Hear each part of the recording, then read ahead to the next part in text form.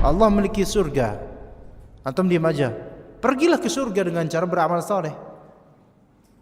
Jadi segala hal ini walaupun Allah Ta'ala Maha Pengasih, Maha Pemurah, Maha dan seterusnya dari nama-nama Allah yang mulia, melainkan kita dilazimkan untuk berikhtiar untuk mendapatkan hal yang kita inginkan.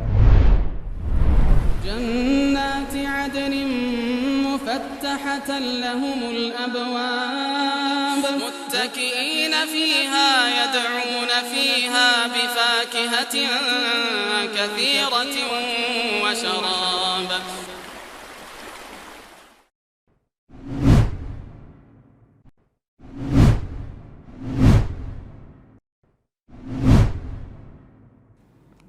Bismillahirrahmanirrahim. Assalamualaikum warahmatullahi wabarakatuh.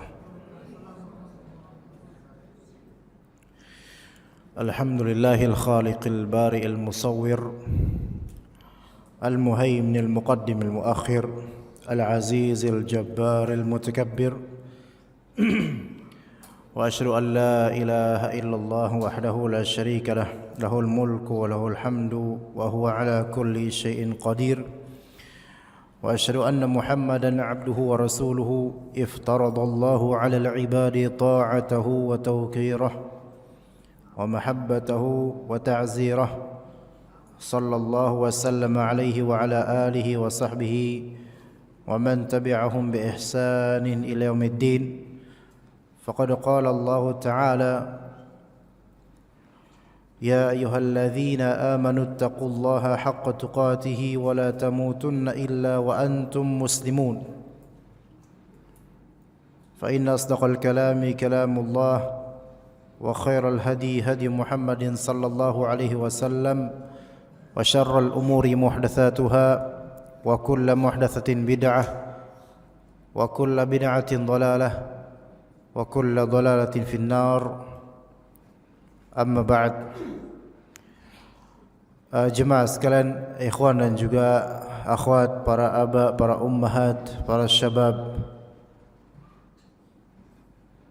perjalanan kita dalam kajian kitab Al-Aqidah Al-Wasithiyah atau syarah terhadap Al-Aqidah Al-Wasithiyah ini sampai di masalah tentang nama Allah Ta'ala Ar-Razzaq, yaitu yang memberikan rizki, yang maha memberi rizki, yang mana nama tersebut lebih kuat dari nama Ar-Raziq, karena Ar-Razzaq di sini ada sisi mubalaghah, hiperbola, berlebih, dan memang Allah Ta'ala yang pantas menyandang gelar Ar-Razzaq, karena tidak ada satupun makhluk Allah Ta'ala melainkan dialah yang memberinya rizki di tiap waktunya. Dan insyaallah di kajian ini kita betul-betul berusaha mendalami, memahami dan menelusuri jejak-jejak ilmu berkaitan dengan lafal Ar-Razzaq, yang tentu nama tersebut dan sifat merizkikan dari Allah Ta'ala itu sangat erat kaitannya dengan kehidupan keseharian dan setiap detik kita. Di sini kata Syekhul Islam Ibn Taimiyah menyebutkan, menyitir ayat di surat Az-Zariyat ayat 58. Firman Rabb kita Azza wa Jalla Al-Karim Al-Mannan, Innallaha huwa ar-razzaqu dzul quwwatil matin. Yaitu kalau kita lengkapi dari awal di surat Az-Zariyat 56 sampai 57, Allah Ta'ala berfirman, wa ma khalaqtul jinna wal insa illa liya'budun ma uridu minhum min rizqi wa ma uridu an yut'imun. Kemudian ayat 58, innallaha huwa ar-razzaqu dzul quwwatil matin. Pertama-tama kata Rabb kita Azza wa Jalla di ayat 56 dari surat Az-Zariyat, wa ma khalaqtul jinna wal insa illa liya'budun, dan tidaklah aku ciptakan jin dan manusia kecuali untuk beribadah kepadaku. Itu berarti adalah tujuan dari kehidupan seseorang, baik dari kalangan jin maupun manusia. Kemudian Allah Ta'ala menampik dan menyangkal pernyataan atau anggapan bagi sebagian orang yang jahil, yang mereka mengira bahwasanya manusia itu hendaknya mempersembahkan sesuatu dari makanan kepada Tuhannya. Dan ini juga ayat yang sangat-sangat tepat untuk mematahkan argumen orang-orang yang melakukan sedekah bumi dan laut. Kata Rabb kita Azza wa Jalla, ma uridu minhum min rizqi wa ma uridu an yut'imun. Aku tidak menginginkan dari mereka dari rizki. Allah Ta'ala tidak membutuhkan rezeki dari manusia, melainkan sebaliknya Allah yang merizkikan mereka. Wa ma uridu an yut'imun. Aku tidak menginginkan mereka untuk memberiku makan. Berarti ini bantahan yang telak bagi mereka yang beralasan bahwa saya sedekah bumi ini adalah sedekah makanan untuk Allah. Tidak, ini tabdzir. Ini mubadzir. Dan Allah Ta'ala telah membantahnya di Al-Quran. Di sini berarti ada pengisbatan, penetapan bahwasanya tujuan hidup jin dan manusia seharusnya adalah beribadah. Dan kemudian manusia jangan direpotkan untuk mempersembahkan rizki dan makanan untuk Allah. Hal tersebut sia-sia karena bukan itu yang Allah inginkan, melainkan beribadahlah. Dan ini menunjukkan dengan pemisahan ayat ini dengan penegasan di ayat 56 dan penafian di ayat 57, menunjukkan bahwasanya memberikan makanan kepada Allah bukan termasuk bagian dari ibadah, bahkan dia kebid'ahan. Kemudian di ayat 58 kata Rabb kita Azza wa Jalla, innallaha huwar razzaqu dzul quwwatil matin. Sesungguhnya justru Allah lah dia ar-razzaq dzul quwwatil matin, yang memiliki kekuatan yang sangat kuat. Baik, di sini ayat 58 kita konsentrasikan. Jadi kita dapat faedah dari serangkai tiga ayat tersebut, bahwasanya rezeki dijamin, tetapi istiqamah dalam ibadah tidak dijamin. Sehingga seseorang jangan dia ditenggelamkan fikirannya akan pengaisan terhadap rezeki, tetapi benamkan hatinya dalam kehanyutan beribadah kepada Allah. Karena itulah yang diinginkan oleh Allah Subhanahu wa Ta'ala. Bahkan pun ketika dia mencari rezeki, jadikan itu sebagai ladang amalan ibadah. Itu seharusnya insan seperti itu. Karena tidak ada dari makhluk satupun yang Allah Ta'ala bebani untuk menanggung rezekinya sendiri. Kendati pun makhluk tersebut dia tidak bertawakal kepada Allah, dia merasa angkuh, pongah dan sombong dengan kemampuan dia untuk mencari rezeki, maka sesungguhnya dia telah membebani sesuatu pada dirinya di luar kapasitasnya. Karena manusia tidak bisa menanggung rezekinya sendiri, melainkan yang menanggung rezeki manusia dan binatang dan seterusnya adalah Allah Subhanahu wa Ta'ala. Allah Subhanahu wa Ta'ala. Oleh karena itu benahilah mindset bagi sebagian orang yang kesulitan ketika mengais rezeki.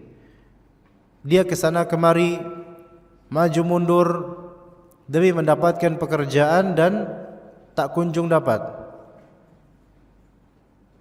Lalu dia merasa bahwasanya dia tidak lagi direzekikan oleh Allah Subhanahu wa Ta'ala. Maka ini perasaan yang tidak benar. Yang absolutnya adalah bahwasanya selama dia masih hidup, rezeki dari Allah Ta'ala itu sudah Allah Ta'ala jamin dan takdirkan. Sehingga kekhawatiran dia akan rezeki itu bisa terhapuskan dengan akidah yang benar. Tetapi jangan juga dia tidak berikhtiar. Karena seorang mukmin yang bertawakal, dia yakin akan jaminan Allah Ta'ala atas rezekinya. Itu yakin dia. Tetapi dia juga mengerti kewajibannya untuk berikhtiar. Dua hal tersebut ibarat sayap dalam kehidupan, dalam urusan rezeki. Dia meyakini jaminan, tapi dia juga mengharuskan dirinya untuk berikhtiar. Kalau misalnya seseorang hanya meyakini jaminan rezeki dari Allah, tapi tidak merasa harus berikhtiar, maka ini ibarat sebagian dari orang-orang sufi dan jamaah tabligh, yang mana mereka bertawakal tidak pada tempatnya dan salah metodologi. Nanti Allah yang rezekikan, anak istri tinggal 40 hari bahkan 80 hari, double khuruj, ya, 80 hari.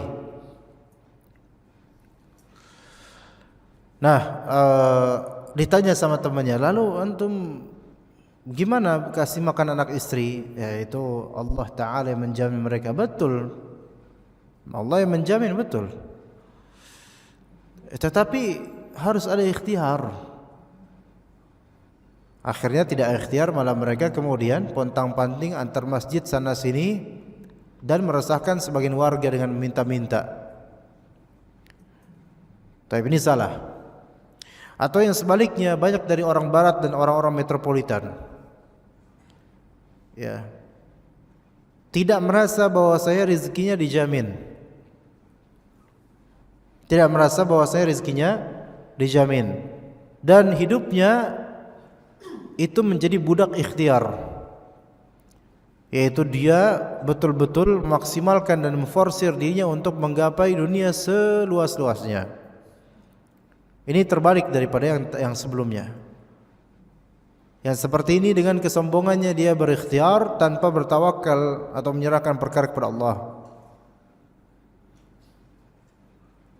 Maka yang seperti ini dia membebani dirinya di luar kapasitas. Dia akan letih dengan sendirinya suatu saat. Adapun orang-orang yang kalbunya tenang sambil berikhtiar adalah dia yang tertata akidahnya dan metodologi pemikirannya, yaitu akidahnya akan nama Allah Ta'ala Ar-Razzaq yang menjamin rezeki bagi seluruh insan dan jin dan manusia dan binatang. Dan manhaj pemikiran yang benar adalah ketika dia merasa dirinya harus berikhtiar, apalagi dia seorang laki-laki yang Allah Ta'ala berikan qudrah dan kemampuan untuk mencari nafkah. Maka kata Rabb kita Azza wa Jalla, Ar-rijalu qawwamuna 'alan nisa'i bima faddalallahu ba'dahum 'ala ba'di wa bima anfaqu. Ar-rijal, laki-laki itu lebih dominan, lebih unggul dibandingkan keumuman perempuan. Makanya Allah Ta'ala katakan ar-rijalu dengan ismul jins al-jam'i. Ar-rijalu, laki-laki, para lelaki pada umumnya. Ini maksudnya umum. Qawwamuna 'alan nisa, lebih superior, lebih unggul dibandingkan an-nisa. Ini juga ismul jins al-jam'i, yaitu jama' umum.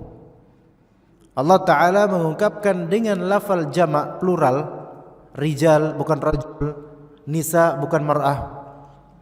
Karena kalau kita lihat secara global, betul laki-laki itu lebih superior dibandingkan perempuan pada umumnya. Tapi kalau untuk detail setiap individu belum tentu, gitu kan ya. Kadang-kadang ada kebalik. Makanya ada istilah susis, ya, suami sieun sama istri. Ya, istri lebih superior daripada suaminya. Suaminya menjadi budak istrinya, dicambuk. Ya, begitu. Ya, sampai seperti itu. Bahkan ada suaminya yang kemudian menjadi babysitter dan istri bekerja di luar. Ada yang seperti itu. Ya, ada yang seperti naudzubillah. Ini kebalik ini. Kecuali kalau memang suaminya itu berkebutuhan khusus, ya, ada kecacatan, itu dimaafkan. Tetapi kalau misalnya normal tapi suami mager, malas, istri yang kerja, maka ini melanggar kodrat ini. Maka rijalu qawwamuna 'ala nisa, dan kenapa dia dikatakan unggul di antara sebabnya wa bima anfaqu min amwalihim, dengan sebab nafkahnya lelaki tersebut dari harta mereka. bima anfaqu min amwalihim. Him di sini kembali ke laki-laki. Jadi hartanya laki-laki tersebut, bukan hartanya istri. Sehingga dari ayat ini banyak ulama mereka mengatakan seorang suami tetap berkewajiban untuk menafkahi istrinya kendati pun istrinya seorang yang kaya.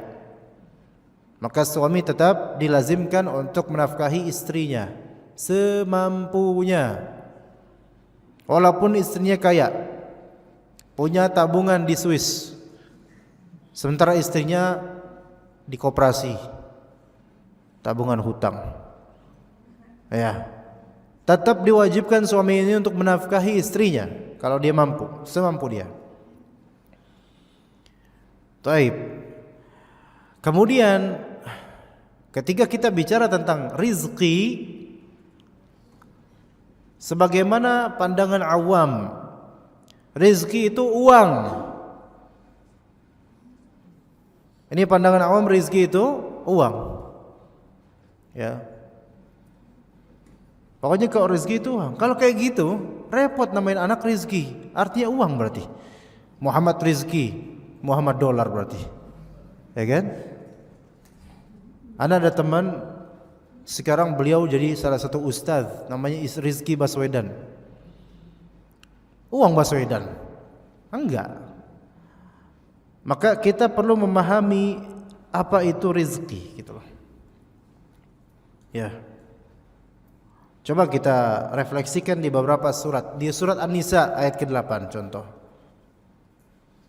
Wa idza hadaral qismata ulul qurba wal yatama wal masakinu farzuquhum minhu wa qulu lahum qawlan ma'rufa.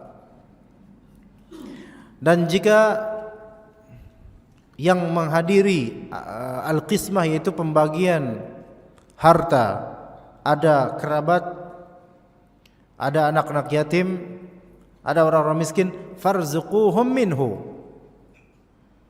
maka urzuquhum minhu. Apa arti rizkikan mereka dari harta warisan tersebut? Rizkikan mereka dari sini, urzuquhum minhu a'tuhum minhu.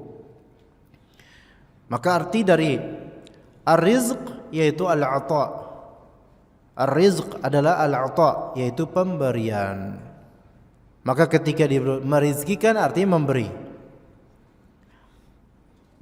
Allah Ta'ala maha merizkikan.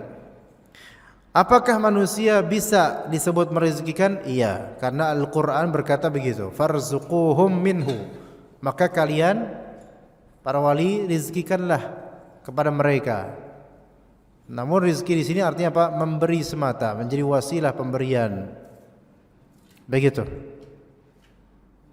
Berarti kalau misalnya bos menggaji karyawannya, maka bos tersebut merizkikan karyawannya. Tetapi dalam bahasa Indonesia hal tersebut kurang ma'ruf, sehingga antum pakai kata memberi, bukan merizkikan. Kalau untuk bahasa Indonesia, kalau untuk bahasa Arab biasa, enggak masalah. Begitu ya. Oke, jadi rizki artinya pemberian, itu dari segi bahasa. Taib. Kemudian ya ikhwan, kita beranjak menuju memahami rizki secara syar'i.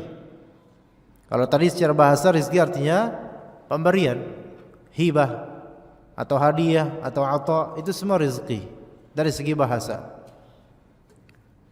Maka kalau misalnya ada orang bernama rizki, artinya adalah pemberian untukku. Rizki pakai ya kan? Rizki atau rizkuna, itu ada yang seperti itu nama orang. Ya. Ada nama lain tapi nanti diseret ke politik takutnya, enggak usah jadi ya. Kita langsung ke definisi rizki secara istilah syar'i. Kata Syekh Utsaimin, wa yanqasimur rizqu ila qismain. Rizki secara pemahaman syar'i terbagi menjadi dua macam. Umahat, suara saya jelas enggak Umahat? Jelas ya, oke. Rizki secara syar'i terbagi menjadi dua macam, yaitu rizqun 'am dan rizqun khas. Rizki yang umum dan rizki yang khusus. Rizki yang umum dan rizki yang khusus. Dan insya Allah kesemuanya itu ada pada kita. Taib. Rizki yang umum seperti apa? Rizqun 'am, kata Syekh Utsaimin, kullu ma yantafi'u bihil badanu. Setiap yang dimanfaatkan oleh badan. Semua yang dimanfaatkan oleh badan kita itu rezeki khalas. Ketika Anda sebutkan badan, maka include di dalamnya segala cakupan dari badan tersebut. Segala anggota tubuh dari badan tersebut, baik zahirnya maupun di dalamnya, baik yang tampak maupun yang tidak bisa dilihat. Maksudnya ya seperti usus ya, jantung kita, liver dan seterusnya, itu semua mendapatkan rezeki. Sekarang misalnya ada buah namanya peat. Buah namanya peat. Apa buah apa tuh? Masa antum enggak tahu sih? Saudara jengkol. Ya, itu kalau orang barat, oh ini peat, ya. What is that? This is a peat, gitu. Ya pete. Ada peat Cina, ya ada peat Malaysia. Misalnya pete, yang sebagian orang anti terhadapnya, tapi pete memiliki khasiat yang luar biasa. Taib. Cuman kan efek apa namanya? Efek baunya itu gimana gitu ya. Nah, seseorang kemudian dia anti terhadap peat, pete, anti pete. Bahkan punya organisasi khusus untuk itu mungkin. Tapi dia kena jebakan. Dia makan nasi goreng dan di dalamnya ada pete-pete kecil. Maka kemakanlah pete-pete tersebut. Dan orang itu tidak ridho dunia akhirat.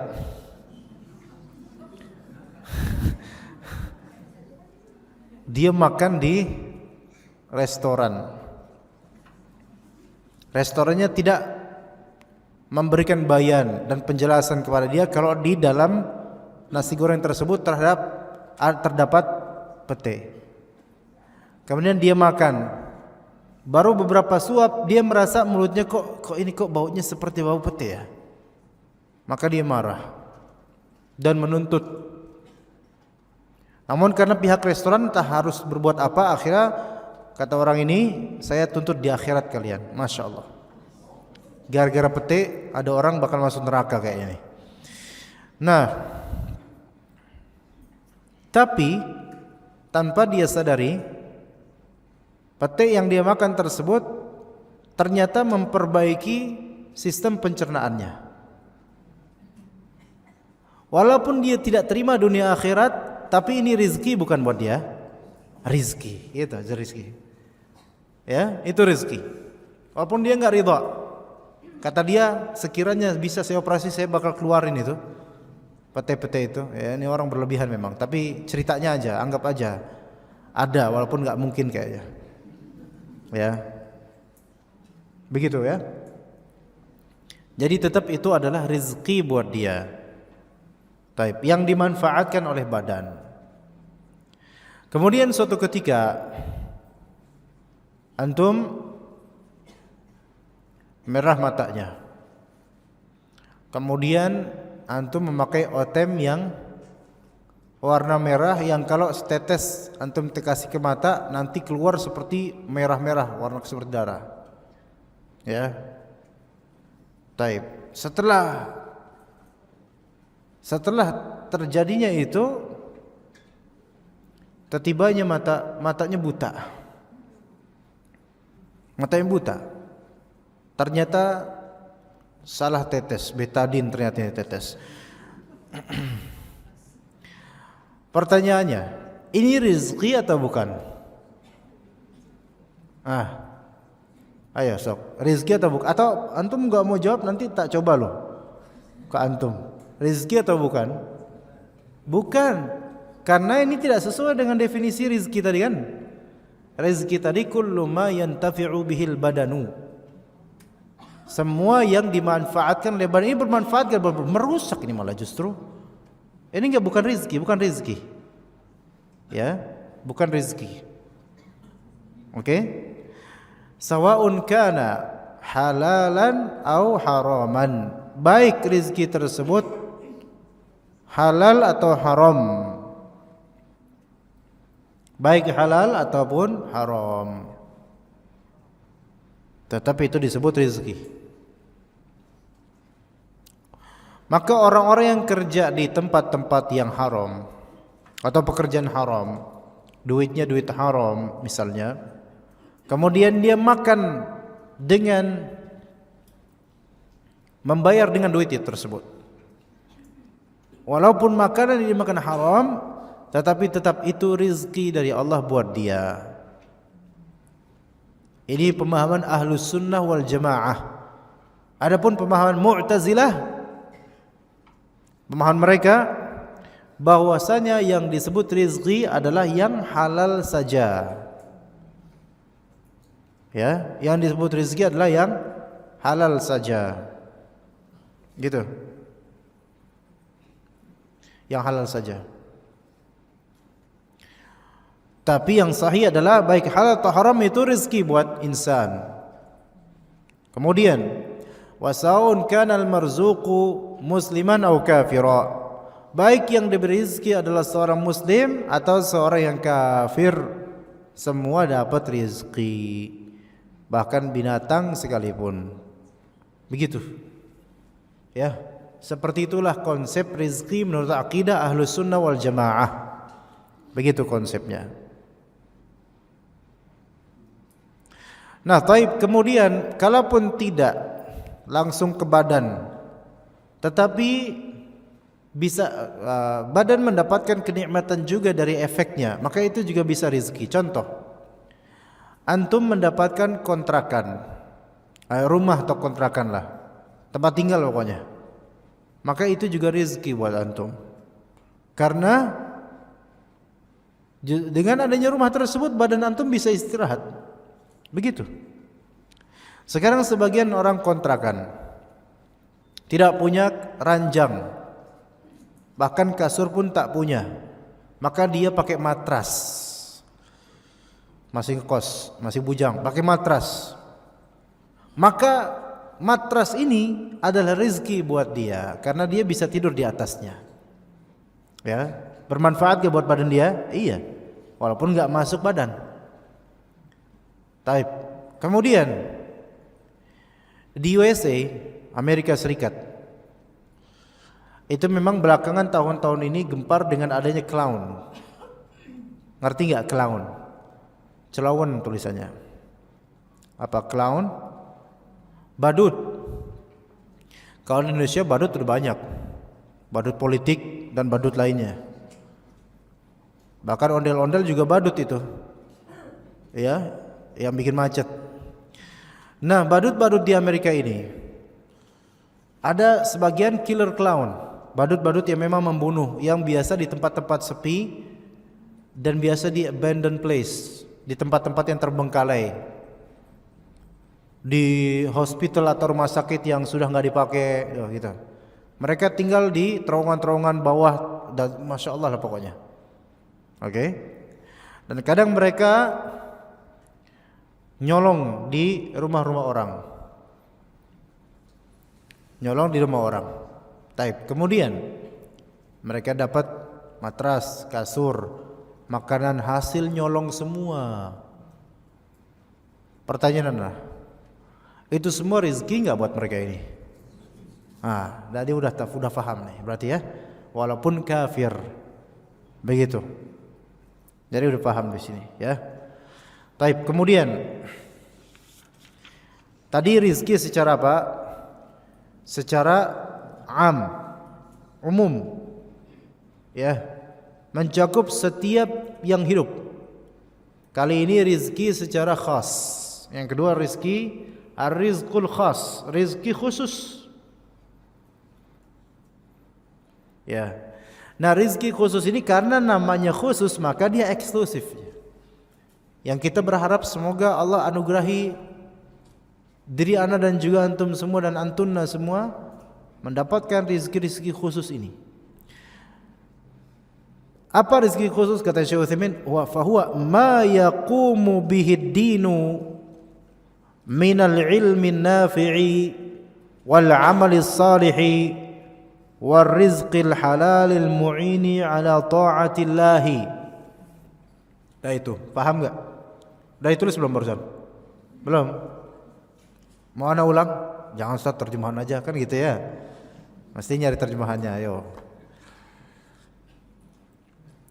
Ma yaqumu dina, ma yaqumu bihi dinu. Rezeki yang khususnya adalah apa-apa yang bisa menegakkan agama antum.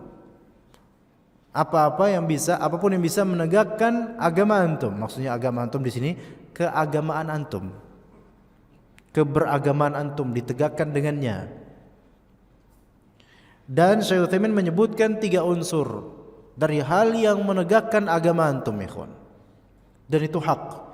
3 unsur yang menegakkan agama antum. Pertama, minal ilmi nafi', amalan yang ilmu yang bermanfaat. Ilmu bermanfaat. Ini penegak pertama keagamaan muslim. Tanpanya tidak akan tegak agamanya. Yakin deh. Tanpa ilmu yang bermanfaat maka dia tidak bisa beragama dengan baik. Antum akan lihat orang-orang ahli bid'ah. Rata-rata kenapa mereka melakukan kebid'ahan? Karena jahil, kebodohan, ketidaktahuan. Ya. Karena ketidakpunyaan terhadap ilmu. Maka enggak tegak agamanya orang ahli bid'ah itu enggak tegak. Antum akan lihat mereka wa kana amruhu furta. Urusannya tuh banyak tercerai-berai, sia-sia. Dan antum lihat masjid-masjid ahlul bid'ah banyak padanya korupsi. Tromol boleh banyak, tapi korupsinya juga kena.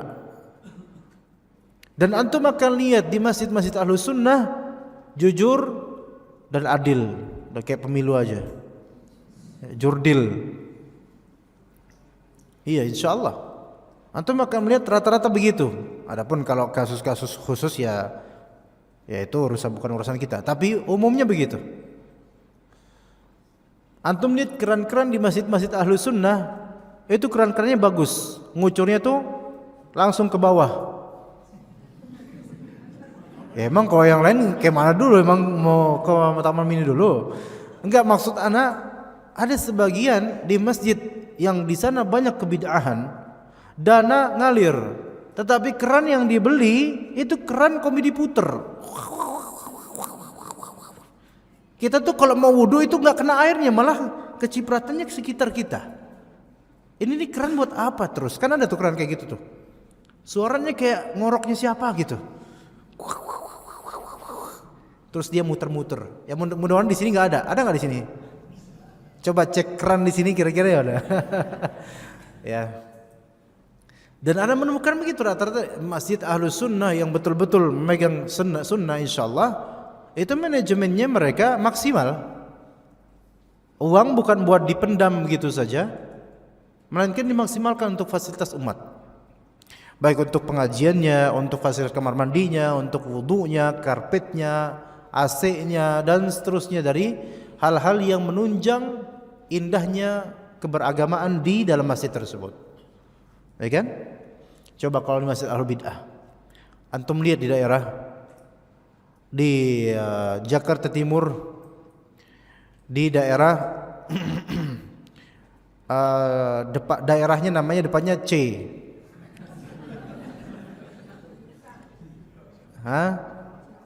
Dekat Jakarta Selatan. Depannya C, belakangnya T. Iya. Enggak, itu Jakarta Selatan, ini Jakarta Timur. Orang Depok tuh nggak tahu apa-apa.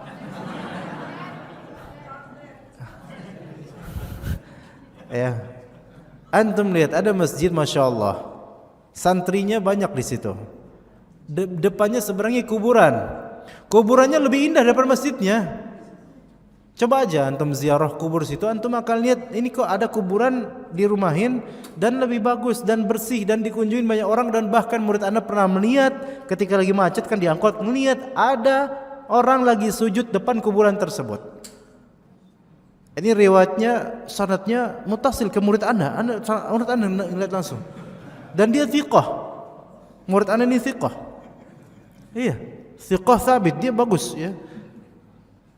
Hafal Quran juga dia. Makanya Anda mempercayai dia dan riwayat ini. Antum silakan Anda kasih sanad, antum sebarkan sanad ini.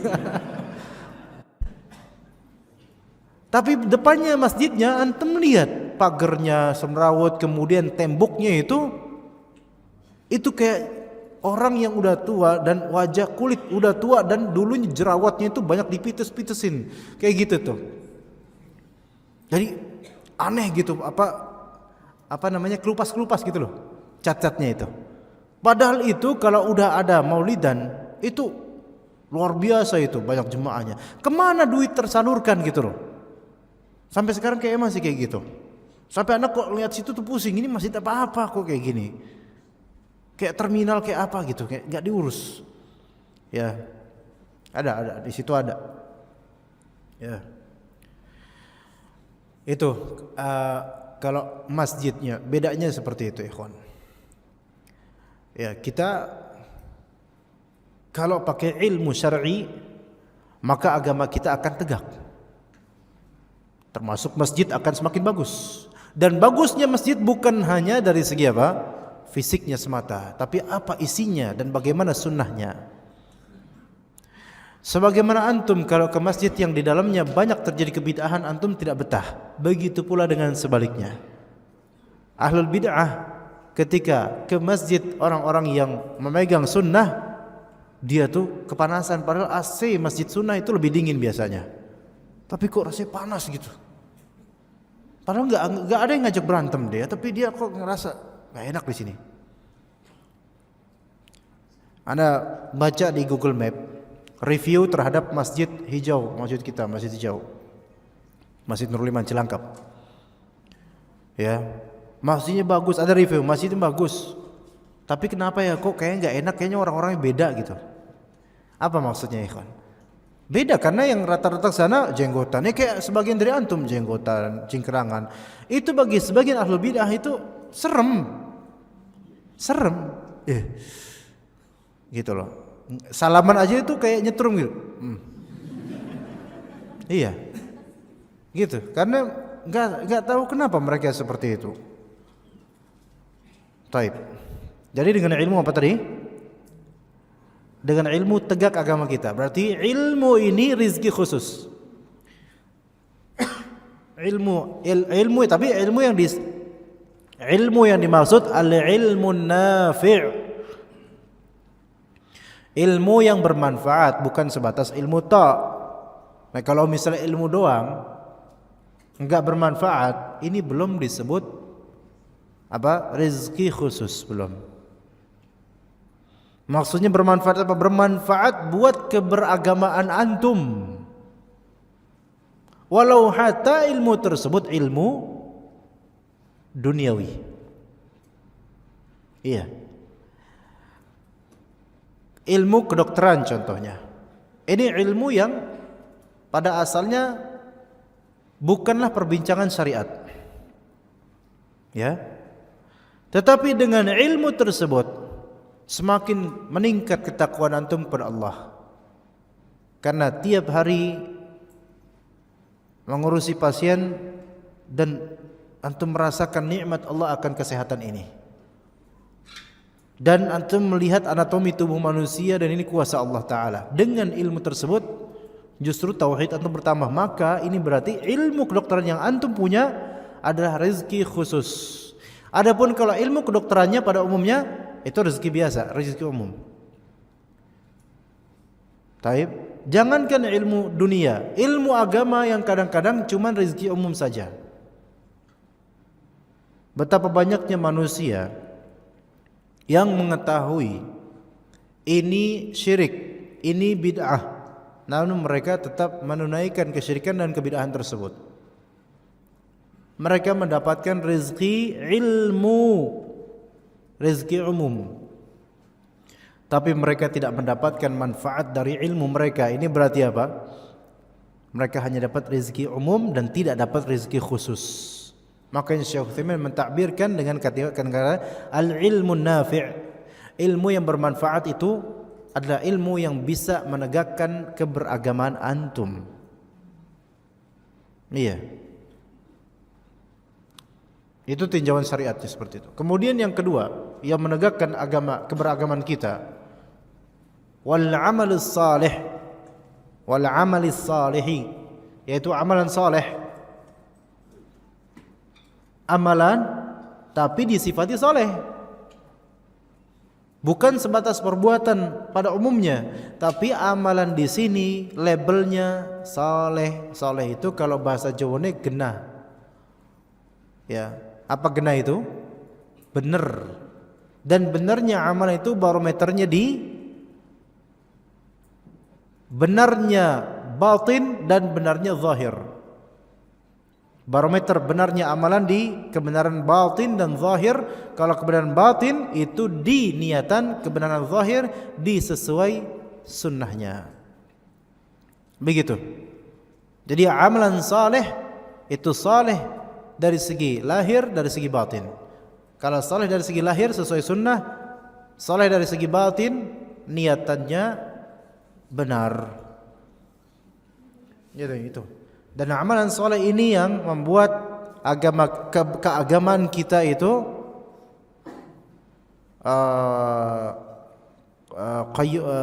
qawim, yaitu apa namanya, terurus dengan benar.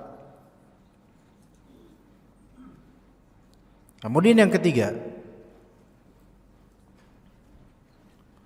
tadi pertama apa yang bisa membuat keagamaan kita itu tegak apa?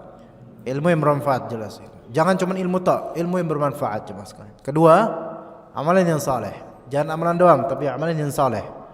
Yang ketiga, kata beliau, ar-rizqul halalul mu'ini ala ta'atillah. Rizqi yang halal yang membantu untuk ketaatan kepada Allah Ta'ala. Rizqi yang halal dan membantu kita untuk taat kepada Allah. Itu penegak agama ketiga. Ya. Penegak agama ketiga itu rizki yang halal yang membantu kita untuk taat pada Allah. Ini kriteria yang detail, yang tiap kalimatnya atau tiap katanya antum perhatikan. Rizki, oke, rizki kan tadi rizki umum ya, apa tuh? Uang, rumah, sendal pun rizki, ikhwan. Halal, alhamdulillah. Dan dia bersifat, rizki yang halal tersebut bersifat apa? Al-mu'in ala ta'atillah, yang membantu antum untuk taat pada Allah. Oke. Maka ini berarti rizki khusus. Rizki khusus, yaitu rizki udah dapatnya halal. Dan dengan rizki ini saya semakin bertakwa. Berarti rizki ini khusus, spesial dia. Coba sekarang antum lihat diri antum masing-masing. Allah merizkikan antum istri. Taib, istri ini halal enggak didapat? Atau nyolong? Halal. Akadnya sah, rukunnya sah, maksudnya pas ketika nikah ada walinya, ada saksinya dua, ada ijab qabul, bahkan ada maharnya. Mahar kewajiban, bukan rukun. Taib, dah nikah. Setelah nikah antum menjadi semakin apa? Gendut? Itu iya, biasanya gitu. Tapi bukan, itu enggak barometer soleh itu. Berarti dia gendut, dia bahagia. Bahagianya dia belum tentu soleh. Enggak, jangan lihat orang solehnya dari perutnya. Tuh lihat tuh, setelah dia nikah hidungnya ada 2. Hidung di sini dan hidung di perut, maksudnya perutnya besar. Oh Masya Allah, berarti dia saleh. Enggak. Tapi lihat setelah menikah, apakah antum betul-betul semakin menuntut ilmu dan mengamalkannya atau enggak? Kalau anda pribadi justru setelah menikah, anda makin bisa menuntut ilmu dan makin bisa ngajar. Dan semakin punya anak, semakin bisa menuntut ilmu dan semakin juga bisa mengajar. Allah Ta'ala berikan cara-cara. Benar, alhamdulillah. Bahkan semakin padat jadwalnya dengan bertambahnya anak. Nanti nambah istri insya Allah makin padat. Iya. Bayangan orang-orang itu, ntar kau gua nikah, ntar kapan gua belajar ya? Ya gitu bayangannya itu. Ntar waktunya makin sedikit. Sebenarnya bukan masalah waktunya makin sedikit. Kita ini waktunya semua sama. Tetapi memanfaatkannya itu yang beda. Iya. Contoh, antum kalau ngeliat orang sibuk, ya, itu sangat produktif. Tapi kalau antum ngeliat diri antum misalnya, sibuk enggak? Dibilang enggak sibuk, iya. Sama aja ya. Maka antum melihat antum enggak memberikan apa-apa. Padahal waktu yang Allah berikan pada dia dan antum sama. Yang membedakan apa? Memanfaatkan waktunya itu. Iya. Dan ini berulang kali Anda bilang dimanapun, masalah memanfaatkan waktu supaya kita lebih produktif. Bukan kita kemudian mengkambing hitamkan banyaknya istri atau anak. Afwan, saya kebanyakan anak, jadi saya nggak bisa nuntut ilmu. Salah. Jawaban antum salah. Coba ketika antum bertanya, Mas, kenapa antum sekarang sudah tidak menuntut ilmu lagi? A, anak bertambah. B, token listrik naik. C, kerjaan numpuk. D, wallahul musta'an. E, na'udzubillah min dzalik. Apa yang benar? Enggak ada yang benar semuanya. Bilang aja karena antum tidak memanfaatkan waktu itu. Karena ketika antum mendapatkan rezeki dari Allah Ta'ala yang halal, maka jadikan itu untuk penyokong ketaatan. Maka antum akan menjadi orang yang produktif dalam ketaatan, insyaallah. Begitu. Coba seperti itu ya ikhwan. Dan justru orang-orang yang sibuk, mereka adalah orang yang paling menghargai waktu dibandingkan dengan orang yang pengangguran atau kebanyakan bengong atau kebanyakan nonton film Korea tuh. Itu orang-orang yang paling gak menghargai waktu itu. Ya. Sekarang masih trendy ya tuh Korea itu. Kayaknya udah mulai enggak karena udah mulai masuk corona. Ya. Iya, udah mulai masuk virus corona ke Korea. Indonesia mudah-mudahan Allah jaga. Depok terutama Cilangkap, Jakarta Timur, bukan Cilangkap Depok. Ya, semoga Allah jaga semuanya lah pokoknya. Ya. Depok, Sukmajaya dan semuanya dan juga antum, semoga Allah jaga dari taun, dari virus-virus, dari penyakit. Dan semoga Allah jaga juga amalan kita semua. Taib, rezeki yang halal lainnya, contoh apa? Mobil, ya, atau motor, semewah apapun itu, selama halal. Apakah itu membantu antum untuk taat kepada Allah atau tidak? Nah itu, tanya. Ya, tapi Ustaz, anak kalau motor itu buat kerja. Tapi kerja di sini antum niatkan untuk apa? Ibadah. Alhamdulillah, untuk menafkahi anak istri karena ini kewajiban. Maka berarti rizki antum berupa motor ini adalah rizki yang khusus yang kita sebut itu sebagai karunia dari Allah Subhanahu wa taala. Begitu. Begitu cara kita memandang hal-hal yang di sekitar kita dari rizki yang selama ini kita memandangnya hanyalah dari unsur kebendaan dia. Tapi coba kita memandangnya dari unsur rububiyah dan uluhiyah, yaitu rububiyah Allah, kekuasaan Allah atas rizki ini, dan juga uluhiyah, dan apa yang bisa kita jadikan media ini untuk menghambakan diri kepada Allah Subhanahu wa taala dengan nikmat ini. Contoh misalnya antum mendapatkan rizki mampu berbahasa Arab, membaca kitab Arab. Apakah dengan membaca ini antum semakin dekat dengan Al-Quran atau tidak? Nah, itu ditanyakan. Siapa di sini yang sudah kursus bahasa Arab, Masya Allah, sudah mulai bisa berbahasa Arab, Masya Allah? Ada beberapa kelompok yang berbeda ketika sudah mampu berbahasa Arab. Ada kelompok yang songong, ada kelompok yang menengah, ada yang tawadhu', dan yang terbaik ada yang tawadhu'. Yang songong kadang-kadang sombong. Kalau ada orang salah dikit, diejek sama dia. Kalau ada orang yang tidak setuju dengan pendapatnya, dibilang, emang situ udah bisa bahasa belum? Udah belajar ilmu alat belum? Itu kadang-kadang beberapa dari kita kayak gitu, songong. Belajar nahwu sharf aja belum lo, ngomong aja lo soal agama, kayak gitu. Maka yang seperti ini ilmunya memang rezekinya, tetapi tidak membantu dia untuk takwa, ya enggak? Malah justru membuat dia songong. Berarti ini rezeki ilmunya bukan rezeki khusus, rezeki yang sama aja dengan ilmunya orang-orang biasa. Begitu. Ya. Taib. Dan hal-hal lain banyak sekali ikhwan sekalian.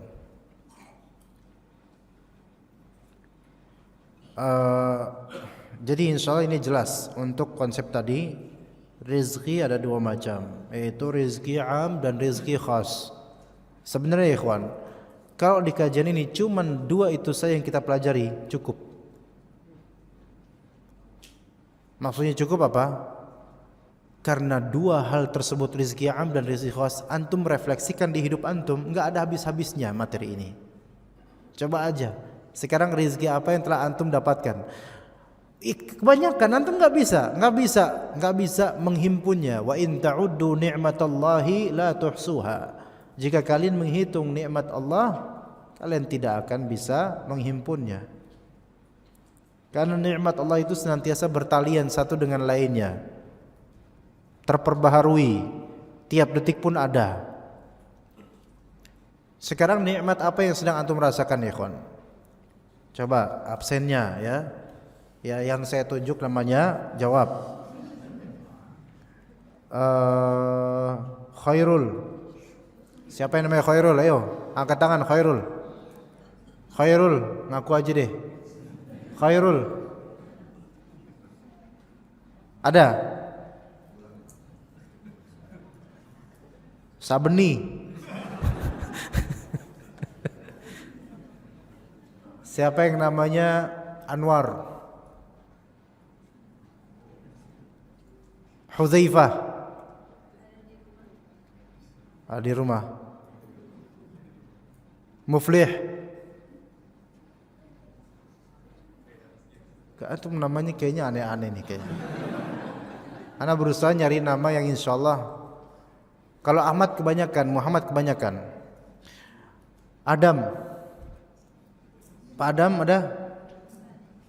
Idris, Nuh, Hud, Saleh.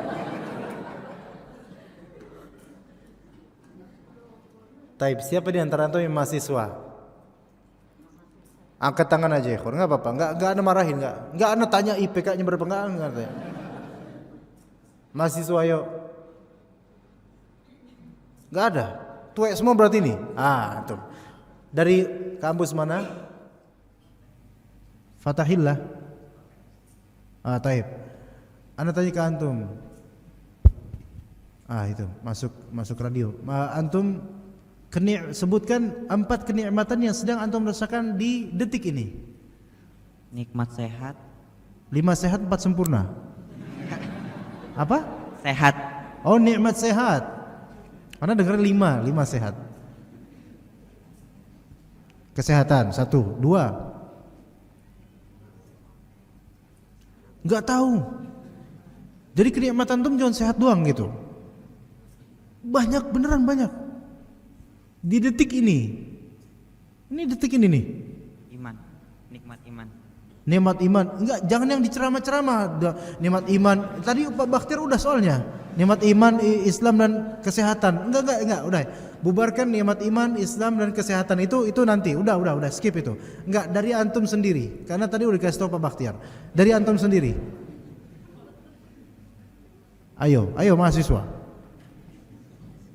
Nikmat apa? Skip yang tadi.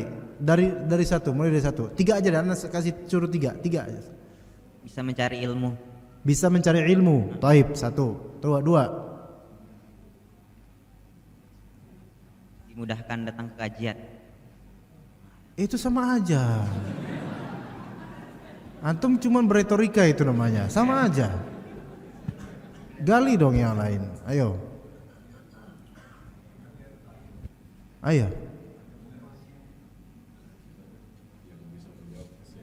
Masya Allah, jazakallah khair Pak Batir. Ayo, ini bakal dapat kenikmatan ini loh. Karena berhasil menjawab 3. Baru 1 antum ya. 2. Antum nggak tahu nikmat yang Allah berikan ke antum. Ittaqillah antum. Ini gimana terus nasibnya? Lu kasih ini buat anak aja.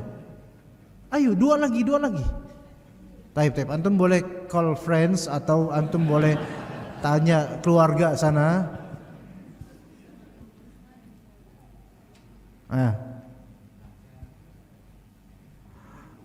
Nikmat belum nikah.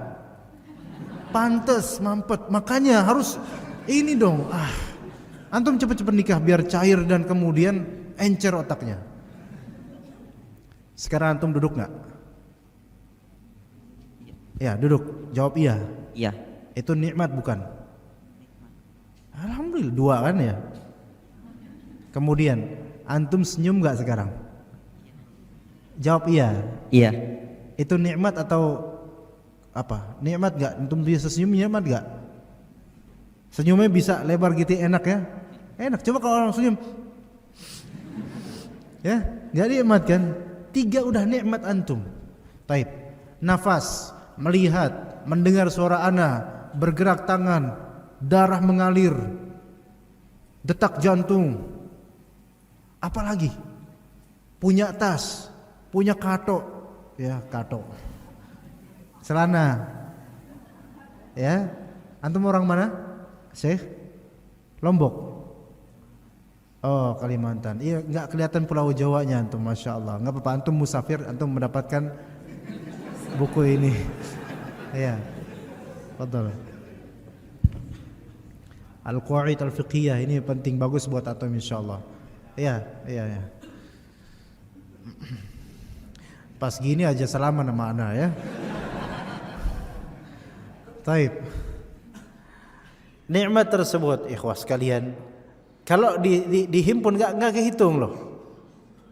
Di detik ini baru sampel yang kalau kita explore lagi banyak di detik ini, detik ini nih.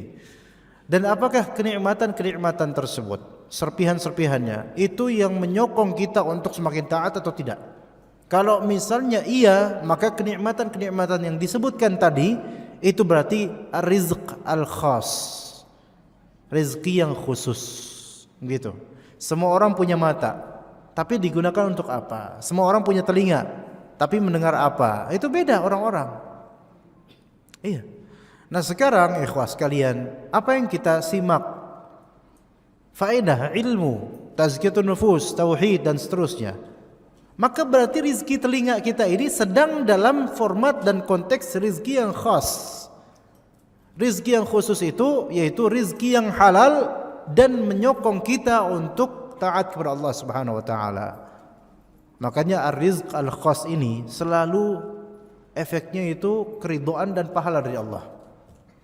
Imma dia berupa ilmu nafi', imma dia berupa amalan saleh, imma dia berupa rizki yang menyokong dia untuk hal yang berupa ketaatan.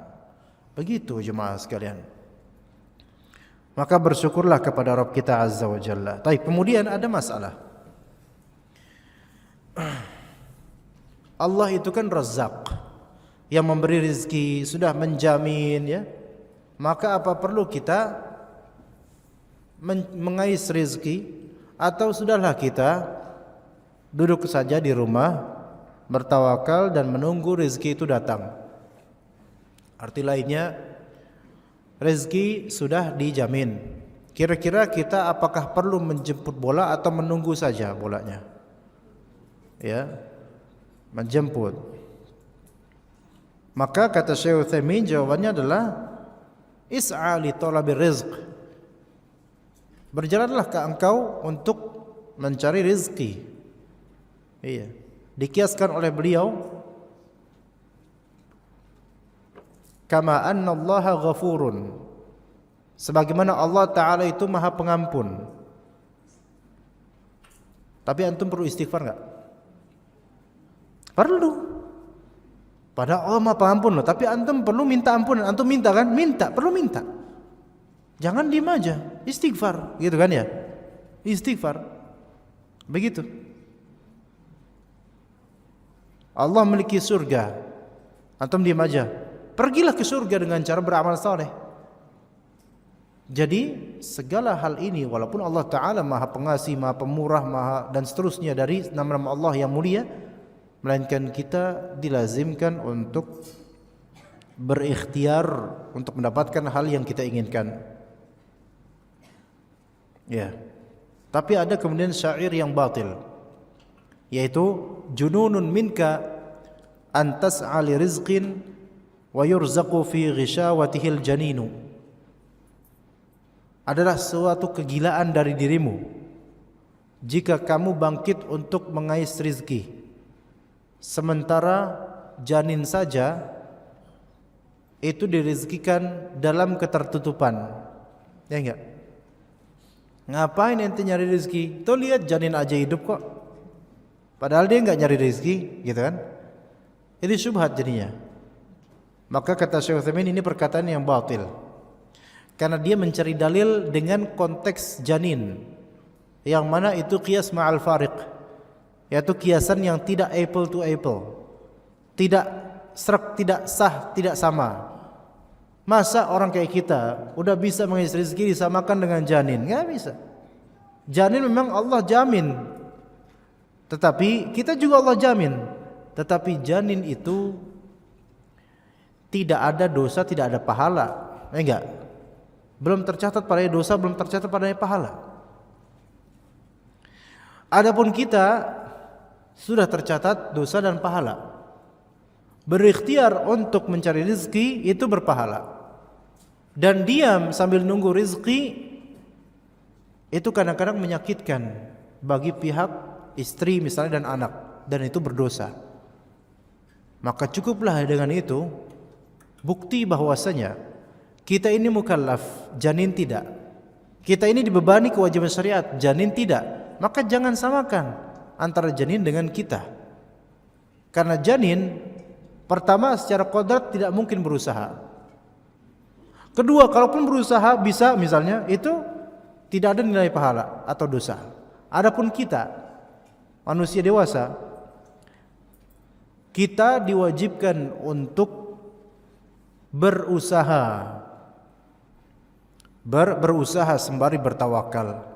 Bahkan rukun tawakal itu sendiri satu, yaitu menyandarkan perkara kepada Allah, dan kedua ikhtiar. Maka seseorang belum bisa menyempurnakan tawakalnya tanpa ikhtiar. Maka berarti di sini masalahnya masalah kewajiban untuk mencari rezeki. Taib. Tapi kalau misalnya ternyata dia enggak nyari, cuman ngalir rezekinya, mungkin ya udah enggak usah dicari. Kayak dia udah dapat warisan perusahaan bapaknya. Ya, dapat warisan perusahaan bapaknya. Ngalir terus uangnya. Dia tidak kerja, bahkan jadi sultan dia sekarang, ya kan? Dia nggak perlu kerja. Tapi wajib nggak dia mencari rezeki kok kayak ini? Maksudnya rezeki yang dimaksud uang nggak wajib kelas. Karena apa? Karena dia udah banyak duit, udah bisa nafkahin orang, bisa nafkahin anak istri dan seterusnya. Begitu. Makanya semampunya. Taib, ya mungkin untuk materi kita cukup sampai sini ya kawan. Untuk pertanyaan jawab silakan, jika ada pertanyaan segera dikumpulkan dan diberikan ke sini.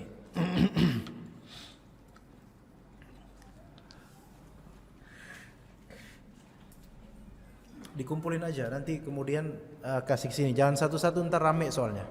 Ntar antum brok semuanya, ntar sampai akhwat-akhwatnya juga sini jangan. Jadi ya kasih kemana gitu, dialirkan ya, dialirkan. Assalamualaikum. Waalaikumsalam warahmatullahi wabarakatuh. Ustaz, bagaimana supaya kita benar-benar bergantung dan berharap hanya kepada Allah setelah ikhtiar yang kita lakukan? Caranya, pertama, bagaimana caranya benar-benar bergantung dan berharap kepada Allah? Bergantung dan berharap kepada Allah itu amalan qalbu. Yang mana amalan qalbu itu membutuhkan mindset, settingan pikiran. Berarti yang paling pertama yang harus dibenahi adalah settingan pikirannya. Dan pembenahan pikiran itu harus dari basic tauhid dan akidah yang benar. Dari situ caranya. Bahkan bisa dibilang itu satu-satunya cara setelah berdoa kepada Allah Ta'ala. Itu satu-satunya cara, yaitu benahi pikiran. Baik, kalau mau dilebarkan lagi, benahi pikiran dengan mempelajari ilmu syar'i, ilmu tauhid terutama, dan tazkiyatun nufus. Kedua, benahi kebiasaan. Benahi kebiasaan. Maksudnya apa? Kebiasaan negatif dengan menceritakan penderitaan pribadi kepada orang lain. Benahi itu. Ditata lagi kebiasaan jelek tersebut sehingga dia merahasiakan kekurangan dan keburukan kehidupannya di mata orang. Dirahasiakan oleh dia. Wallahi ikhwan, betapa banyaknya musibah semakin bertambah larut ketika cerita tentang kejelekan atau buruknya nasibnya itu bergulir kemana-mana. Dari akhwat, ya, syukran Pak. Dan apa kaitannya dengan bergantung kepada Allah Ta'ala dengan rajin cerita? Ada kaitan erat, ikhwan. Orang yang rajin cerita di media sosial tentang kesulitan dirinya itu mencerminkan kesyirikan yang ada di kalbunya. Karena dia merasa butuh kepada makhluk dibandingkan kepada Allah. Bahkan pernah ada seorang bujang anak omelin, ikhwan. Ya, tapi WhatsApp-nya udah tenggelam kemana ya, jauh sekali. Pekan lalu atau 2 pekan lalu, dia curhat agak panjang dan ana enggak baca semuanya, malas juga karena panjang ya. Pokoknya intinya masalah jodoh. Intinya dia itu naksir dengan dengan seorang akhwat. Ya, mungkin punya ekor mungkin ya. Dengan seorang akhwat ya, kemudian dia ya maksudnya di dalam diam dia mencintainya gitu, Masya Allah ya. Iya. Apa namanya tuh? Enggak usah dinamain, enggak usah ya. Kemudian dia meneliti tentang perempuan itu, keluarganya dan seterusnya. Apa secret admirer ya, seperti itulah pokoknya. Secret admirer gitu ya, itu seperti itu. Secret admirer. Nah, kemudian dia dapatkan, Ustadz, afwan, ternyata sepertinya dia tidak sederajat sama saya. Kenapa antum bilang gitu? Karena kayaknya dia lebih solehah daripada saya. Ya iyalah, dia solehah, antum soleh. Ya. Ya dia lebih bagus gitu loh. Dari segi keilmuannya lebih tinggi daripada ana. Kata dia gitu. Maksudnya ana di sini maksudnya dia. Maka ana bilang, antum galau-galau kayak gini, antum sudah istikharah belum? Afwan Ustaz, belum. Ana omelin langsung. Ana omelin dengan kalimat ringkas. Antum lebih mendahului cerita kepada makhluk dibandingkan cerita pada Khalik, ana gitu kan. Emang yang rezekin antum selama ini ana? Allah, ana bilang gitu. Afwan Ustaz, abis itu minta maaf banyak-banyak dia. Mungkin kalau ketemu salaman kayak tadi sama ana. Iya. Afwan Ustaz, ya Ustaz, ya Ustaz. Ya, akhirnya insyaallah mudah-mudahan ana enggak tahu siapa itu pemuda itu. Pokoknya di WhatsApp aja tiba-tiba ada. Maksudnya adalah begitu, ikhwan. Seseorang kadang-kadang dia tidak tahu kesyirikan yang terselubung pada kalbunya. Ketika dia ada kesulitan yang menimpa dirinya, dia lebih mendahulukan telinga makhluk dibandingkan dengan pendengaran Allah As-Sami' Al-Alim. Dia lebih mendahulukan telinga makhluk. Ini salah, kesalahan fatal sebenarnya, ikhwan. Hatta dia seorang istri dan suaminya. Maka ketika istrinya ini ada ujian kehidupan, baik karena tetangga, baik anak, baik siapa, maka dahulukanlah Allah Ta'ala sebelum selainnya. Bisa nggak seperti itu? Insya Allah kalau misalnya hal tersebut sudah bisa diperbaiki, maka antum insya Allah akan selalu bergantung pada Allah Ta'ala. Coba sekarang anak-anak balita usia 1 tahun atau 2 tahun yang sudah mengenal kosakata ibu atau umi atau apa, emak atau ya, ibu lah pokoknya emaknya gitu, apalah sebutannya, emak gitu kan, atau umi gitu kan. Bayi tersebut ada apa-apa mesti dia merengek ke siapa? Ke uminya. Enggak pernah merengek ke Pak Gubernur, enggak pernah walaupun banjir. Iya kan? Ke emaknya. Iya. Walaupun banjir tetap aja emak yang ditanya. Kenapa? Kalau ibunya bergantung pada ibunya. Tapi ini bukan masalah syirik atau enggak, ini masih memang begitu fitrahnya dia. Ya. Jadi jangan bilang, "Wah, ini anak syirik nih, enggak kembali kepada Allah ya." Situ yang konslet gitu kan. Maka di sini coba seorang hamba dahulukan Allah Ta'ala sebelum selainnya. Apapun itu. Bahkan ketika dia kesenggol apa gitu, terpantuk atau apa namanya, kaki terantuk apa gimana, peletak gitu atau gimana, kena batu atau apa kan gitu. Atau kaget. Ya kan? Orang kan beda-beda responnya. Ada yang kembali kepada Allah, astagfirullahaladzim, kemudian ingat Allah Ta'ala. Ini ajib, bagus. Ada yang cuma formalitas saja, astagfirullahaladzim, ya formalitas saja, lisan, apa spontan, tidak ada nilai ibadah, ada yang gitu. Ada yang malah lebih mengenal ayam, petak, ayam. Nah gitu. Tuhannya ayam tak ini yang seperti ini. Maka seharusnya seseorang apapun keterjadian yang menimpa dia kembalikan terlebih dahulu kepada Allah sebelum kepada makhluk. Walaupun Allah Maha tahu, betul Allah Maha tahu, tetapi ketika dia mengatakan itu kepada Allah, maka tidak mungkin Allah Ta'ala tidak mau mendengar dia. Sementara makhluk, kalau dia menceritakan kepada makhluk, pertama makhluk belum tentu mau mendengar. Kalaupun mendengar belum tentu memberikan solusi. Kalaupun memberikan solusi belum tentu nanti tidak nagih sesuatu. Bisa saja nanti nagih sesuatu. Pokoknya makhluk begitu ya ikhwan. Nanti makhluk decide ya, setelah Allah Ta'ala baru mungkin kita ikhtiar untuk mencari jawaban dari makhluk. Begitu. Ya, jadi coba kebiasaan cerita itu, kebiasaan menceritakan kesulitan pribadi itu dinetralisir dengan kebiasaan mengangkat tangan dan meminta kepada Allah Subhanahu wa Ta'ala. Kalau antum sudah bisa seperti itu, insyaallah antum itu adalah orang yang paling tenang. Walaupun musibah yang mau menimpa antum itu sebumi selangit, tapi antum memiliki penciptanya. Gimana? Bagaimana supaya kita bisa ikhlas karena Allah di setiap kegiatan keseharian kita? Sama seperti tadi, ikhwan. Kebiasaan melukiskan apa-apa yang kita perbuat kepada orang lain, kebiasaan begitu, menggambarkannya tanpa ada tujuan untuk istifadah, maka itu membuat kita kesulitan ikhlas ke depannya. Ya. Maka ya amalan itu kalau bisa ikhwan, seharusnya amalan di kesendirian kita dan amalan batin kita itu lebih berat dibandingkan amalan di keramaian dan amalan zahir kita. Ya, kalau bisa amalan di kesendirian kita itu lebih baik daripada amalan di keramaian kita. Dan amalan di batin kita, di kalbu kita, itu lebih berat dibandingkan amalan di zahir kita yang tampak pada manusia. Bisa enggak seperti itu? Usahakan. Kalau enggak bisa, maka balance. Sama, amalan zahir dan batin sama kadarnya. Kalau enggak bisa, maka ini menjadi problem kita. Ternyata amalan zahir kita itu lebih khusyuk dibandingkan amalan batin kita.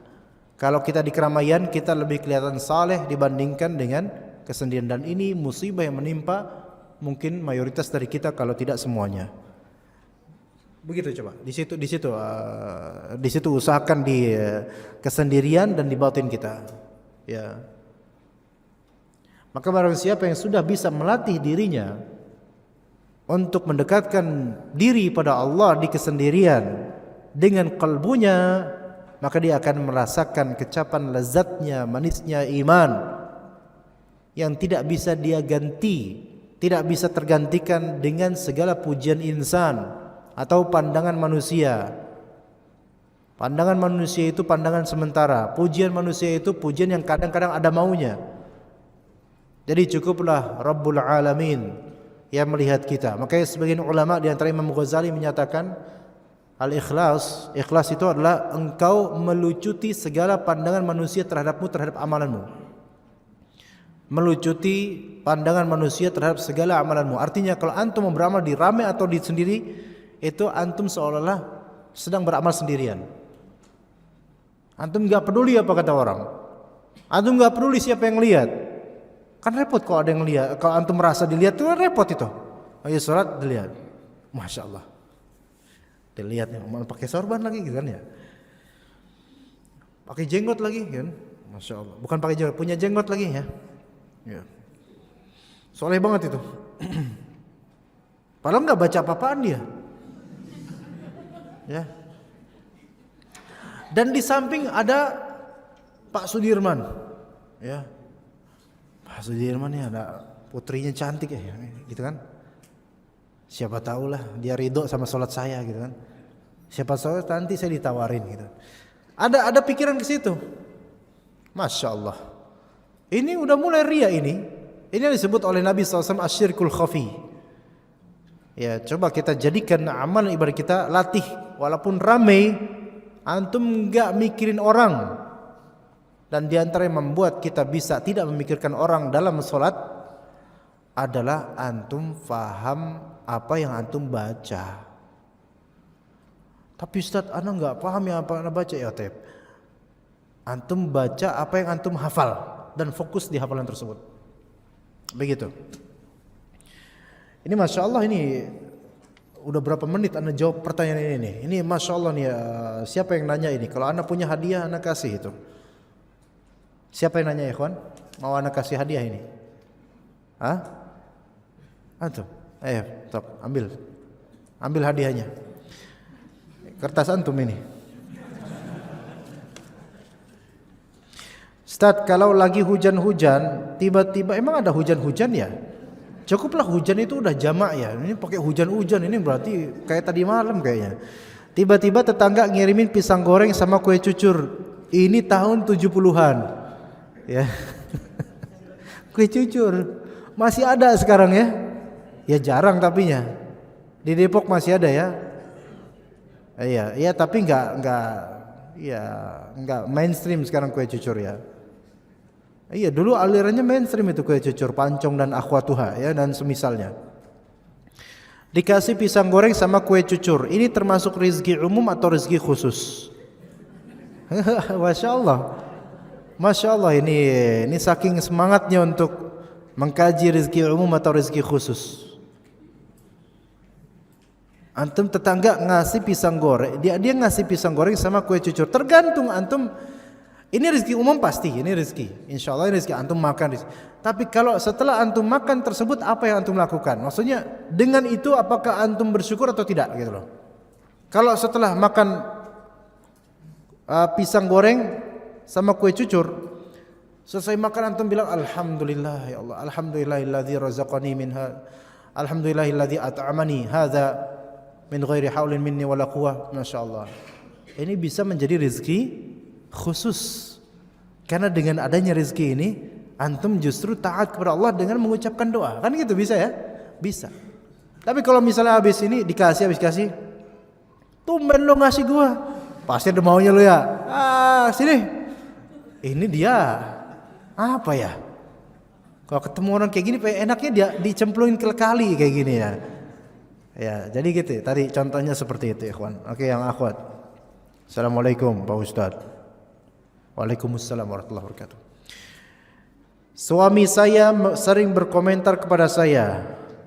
Kayaknya suami ada di sini nih, ya. Mengenai uang simpenan seperti tabungan bahwa uangnya tersebut milik dia semua.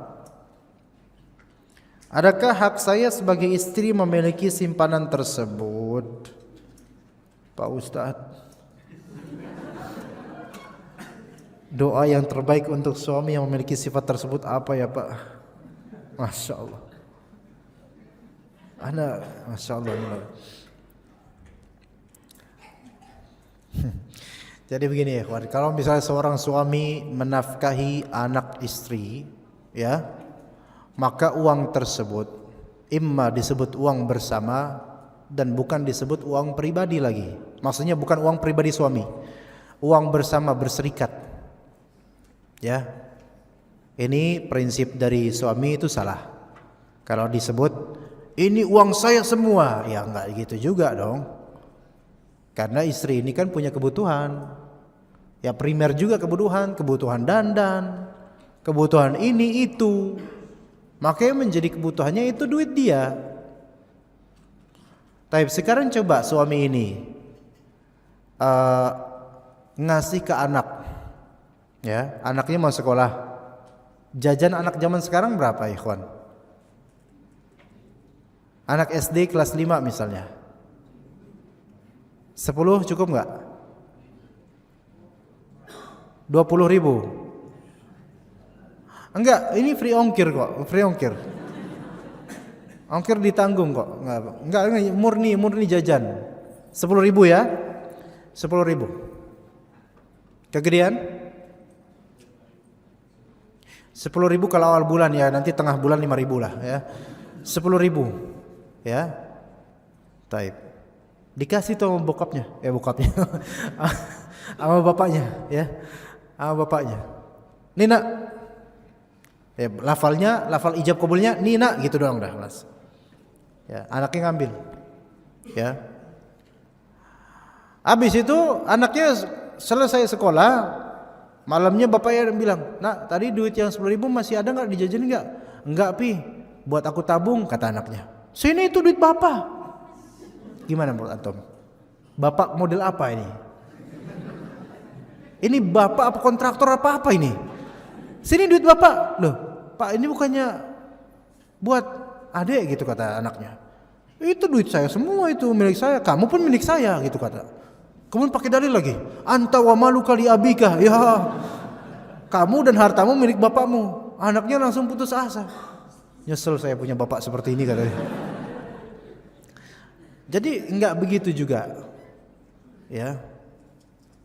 Di sini kita dilazimkan untuk memberi rezeki atau nafkah kepada istri dan anak kita. Artinya mereka juga punya hak. Kalau misalnya kita katakan semua itu milik saya, entar kalau maaf istri beri daster, itu milik bapaknya bukan? Wah, cantik gak Pi dasternya? Bagus sih. Ini buat saya, ini milik saya semua. Gimana? Ya kan? Kalau pakai logika kayak gini, banyak kekacauan di keluarga. Jadi biarkan istri tersebut menyimpan sesuatu yang memang hak dia dan tidak mengurangi hak keumuman keluarga dari segi sandang dan pangan, makanan ya. Doa yang terbaik yaitu mintakan hidayah kepada Allah untuk suami. Ya, dengan bahasa anti setulus-tulusnya, maka Allah Ta'ala Maha mendengar. Atau pakai doa yang umum, Rabbana atina fid dunya hasanah wa fil akhirati hasanah wa qina adzabannar. Karena di antara bentuk hasanah kebaikan adalah suami yang benar pemikirannya. Ya begitu. Assalamualaikum. Waalaikumsalam warahmatullahi wabarakatuh. Ana mau tanya bagaimana menyikapi barang yang dipaksakan, seperti beli rumah dengan cara riba, mobil dengan cara riba, ataupun pekerjaan ribawi yang dianggap bahwa ini adalah rezeki. Betul, rezeki dari Allah yang jadi patut untuk disyukuri, betul. Dan anggapan enggak betul, yang ini enggak betul ya. Dan anggapan bahwa itu semua didapat atas takdir dan kehendak Allah. Ini betul. Jadi ada beberapa statement ini syubhat bercampur nih. Betul, ini rezeki dari Allah. Semua rezeki dari Allah, betul. Patut disyukuri sebentar. Robin Hood makan ya di angkringan pakai harta haram. Rezeki enggak buat dia? Rezeki kita Robin Hood enak nih. Sate telur puyuh ya sama jeroan. Enak. Banyak banget Bang makannya. Duit gue banyak kata dia. Duit dari mana aja Bang? Itu habis ngerampok dari toko emas. Wah, masya Allah, alhamdulillah ya bang ya. Alhamdulillah. Alhamdulillah gimana? Ini kan duit haram, ya kan? Patut disyukuri enggak? Enggak. Sekarang kalau misalnya dia ngerampok orang, kemudian dia bersyukur dengan hartanya tersebut, ini ada hal yang jelek dalam mindsetnya. Ya, jelek itu apa jelek? Itu kalau token itu turun jelek, nah itu tuh. Ya, begitu. Jadi ada kesalahan di mindsetnya. Hal yang haram walaupun itu nikmat tidak pantas disyukuri. Hal yang haram walaupun itu nikmat itu tidak untuk disyukuri, tapi untuk ditaubatkan dan dikembalikan kepada yang berhak. Aneh kalau misalnya dia menerima yang haram kemudian dia bersyukur dengan itu. Coba sekarang misalnya dia orang muslim nih, orang ini muslim, dihidangkan oleh tetangganya yang Kristen daging curut, ya daging curut, bahkan moncongnya masih ada itu, daging curut, ya, atau tikus werok, nah dikasih tuh, ya, mas silakan mas, dah, apa nih? Saya nggak enak ngomongnya mas, takutnya nanti mas marah. Enggak, ini rezeki saya bersyukur kok gitu. Tapi saya mau tahu nih apa ya, kok unik gitu, bentuk-bentuknya lucu gitu kan?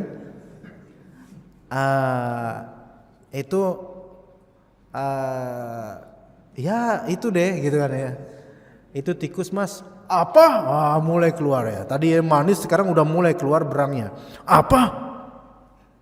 Katanya mau bersyukur. Ini rezeki mas, dimakan mas, ini haram, harus disyukuri katanya.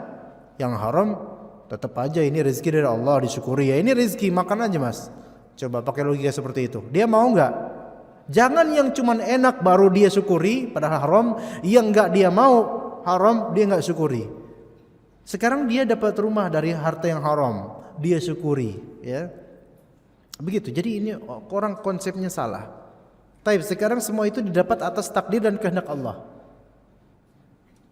Nanti ada maling yang ke rumahnya, nanti lihat aja kalau misalnya rumah dia dicolong sama orang, atau anak dia diculik sama orang. Mas, udah ini semua atas takdir kehendak Allah. Atau penculiknya nelpon, ya anak atau duit gitu kata maling. Kan biasa gitu kan penculik ya. Tadi malam soalnya Anda dengar ada kabar penculikan ikhwan. Kemarin itu di grup WhatsApp Anda lihat ada kabar penculikan anak, nauzubillah. Ya. Jadi penculiknya akan nelpon pihak keluarga bapaknya tuh. Bapak lebih memilih harta atau anak? Kalau bapak lebih memilih anak, maka serahkan uang sekian puluh juta kepada saya. Misalnya gitu kan. Kan biasa gitu. Tapi kalau misalnya bapak menerima apa adanya, nggak ngasih duit tersebut, maka anak bapak tidak akan lama lagi usianya. Apa kata bapaknya? Udahlah, semua ini udah takdir Allah, udah biarin aja tuh anak. Gimana kira-kira? Istrinya gimana kira-kira? Istri juga gitu. Udah takdir Allah, udah. Kita belajar di kajian harus tunduk sama takdir Allah. Salah nggak gitu? Salah. Ini konsepnya salah di sini. Takdir betul takdir, tapi kita harus berikhtiar untuk menggapai maslahat yang halal dan benar. Maka kalau kayak gini, ini nanti maling-maling mereka beralasan dengan takdir, bisa bahaya nanti. Wah, udah jam segini ya, ikhwan. Anda ringkas ada ya jawabannya. Assalamualaikum warahmatullahi wabarakatuh. Waalaikumsalam warahmatullahi wabarakatuh. Apabila kita membantu orang lain walaupun non muslim, apakah kita mendapatkan pahala dari Allah? Iya, kalau tujuan kita untuk mendakwahkan. Apakah itu termasuk amal saleh? Iya, kalau tujuan kita untuk mendakwahkan Islam. Jazakallahu khairan. Wa iyyakum. Wassalamualaikum warahmatullahi wabarakatuh. Waalaikumsalam warahmatullahi wabarakatuh. Assalamualaikum. Waalaikumsalam warahmatullahi wabarakatuh. Jika ada orang yang jika diajak kajian berkata, ngaji itu butuh uang bensin, kalau lagi nggak ada uang ya nggak usah ngaji. Tidak salah, ngaji itu butuh pensil, pulpen, buku catatan. Iya, Ngaji itu butuh uang atau bensin. Butuh nggak ngaji dengan uang dan bensin ya kawan? Kalau misalnya antum nggak ada uang, nggak ada bensin, maka minta sama ustadznya. Ustadz, afwan Ustadz, ana mau kajian Ustadz tapi ana nggak punya uang, nggak punya bensin. Ana minta tolong Ustadz, tolong nafkahi saya Ustadz. Ya gitu. Ternyata yang ngomong gitu akhwat, artinya tolong nikahi saya Ustadz. Nah ini repot ini. Ya kalau lagi nggak ada uang ya nggak usah ngaji. Ini khata. Imam Syafi'i rahimahullah beliau menyebutkan bahwa saya di antara syarat yang harus ada pada talibul ilmi yaitu modal. Harus punya modal untuk menuntut ilmu. Jangan give up. Nggak punya uang, nggak punya bensin, cari uang, cari bensin. Iya, bismillah. Semua dari kita ya ikhwan butuh modal untuk semua ini. Dan anak belajar dan kemudian mengajar itu butuh modal. Apa yang kita lakukan dulu kita belajar butuh modal. Dan banyak hal yang kita korbankan. Dan juga antum, semua dari kita. Tenaga, pikiran, meninggalkan anak istri dan seterusnya itu butuh seperti itu. Jadi harus dikorbankan. Bagaimana menurut Ustaz cara menanggapi orang yang berkata demikian? Orang ini ikhwan yang seperti ini, dia bukan karena kere, tapi karena mindsetnya yang tidak benar atau kemalasan dia. Enggak ada. Orang sekere apapun kalau dia mau menuntut ilmu, jalan kaki. Orang zaman dulu itu menuntut ilmu pergi jauh-jauh jalan kaki. Para ulama dulu ribuan tahun lalu jalan kaki jauh berpuluh-puluh kilo bahkan. Ya. Kalau hati itu jujur, maka hati akan menggerakkan anggota tubuh menuju apa yang dia cintai. Begitu. Ustadz, usia anak-anak 9 tahun ketika disuruh sholat jawaban dia entar-entar. Dan itu berlangsung sampai setengah jam, bahkan terkadang sampai 1 jam setelah azan. Lantas anak mengancam dia agar keluar dari rumah, maksudnya anak usir. Dari rumah, Masya Allah. Keluar! Durhaka kamu sama Allah dan Rasulnya. Keluar dan jangan pernah kembali lagi. Gitu. Apakah itu berlebihan Ustadz? Iya, yang kayak barusan berlebihan. Tapi anak kan nggak tahu antum gimana ngusirnya. Ya, Dek, sholat Dek, entar Bu. Sholat Dek, entar Bu, udah 1 jam. Sholat Dek. Males gitu. Ya udah kalau gitu, tutup pintu dari luar. Ngerti nggak anak-anak kalau digituin? Tutup pintu dari luar dan jangan pernah injakkan kaki di rumah ini lagi. Ini kalimat yang hanya antum dapat di sinetron jam 8 malam.